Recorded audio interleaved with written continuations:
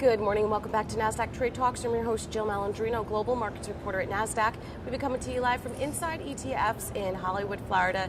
Joining me for this segment, we have Ben Phillips. He's the Chief Investment Officer over at Event Shares. We're going to look at how government policies impact your investments. Ben, it's great to have you on. Thanks for having me. Again with us. So what policies should investors be watching that could potentially impact their investments? Yeah, so I mean, we're looking at 5 big policy themes this year. So it'd be healthcare, deregulation still, financials, energy as well, and then we're looking at defense appropriations, infrastructure, and 5G telecom. So these are areas in the market where we think investors can overweight, pick up some extra exposure to these long-term durable policy catalysts. Are there specific sectors that are poised for major regulatory movement?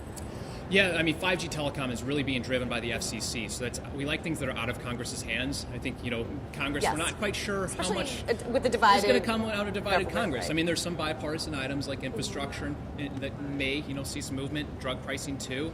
But other than that, we're looking at the agencies really that are driving change. So for healthcare, it's CMS. Right. For 5G, it's the FCC. And so we really like those types of themes where it's going to happen almost regardless of what's going on in Congress. So how might a divided Congress, how is that going to impact DC's ability to get policy passed? I mean, we've seen that just, in the past couple months alone, that it's been tough. Yeah, I think it is going to be harder. And, we were looking really after the midterm elections is going to be confrontational or collaborative.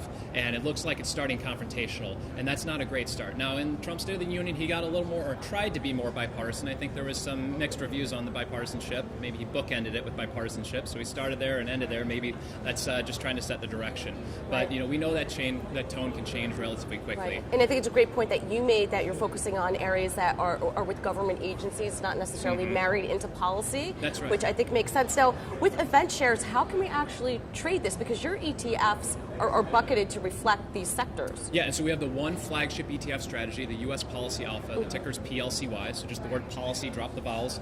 And this is an ETF portfolio where you can get exposure to those themes I mentioned. So we are always looking, it's an actively managed strategy, 85 basis points, and we're always looking to rotate for the investor into the most durable long-term policy catalysts. And we're looking out 2, 3, even 5 years on these policy catalysts. 5G telecom, for example, that's going to be around for Why is that such a big multi-year. deal, 5G? That's all we hear about. Yeah, well, our friends over at Global X actually shared, it's one of their analogies. They said if, out front of here, the speed limit is 40 miles per hour. When we go to 5G, it's going to be 4,000 miles per hour. So it's just a huge increase in the speed and accessibility, and it opens up the doors for autonomous vehicles, opens up the doors for just new technologies, AI, virtual reality, augmented reality, things like that, which really can drive new development, new technology, and growth in companies. Let's go back to PLCY. What's an example, a couple, 3 tickers that would be in that fund? Sure. Well, in the healthcare space, we own the large insurers, so United Health is in there. We own some health tech, smaller cap companies, growth companies like eHealth.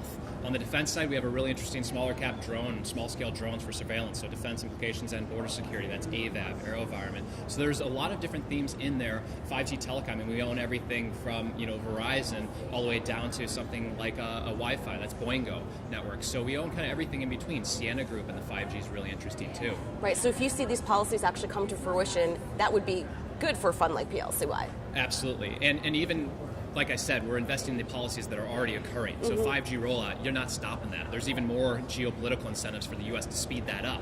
And so these companies we're investing in could see even a faster tailwind from the 5G rollout than the market's even currently pricing in. All right, Ben. As always, thank you for catching up with us. Thanks for having me. And thank you for joining me from Inside ETFs in Hollywood, Florida. I'm Jill Malandrino, Global Markets Reporter at Nasdaq.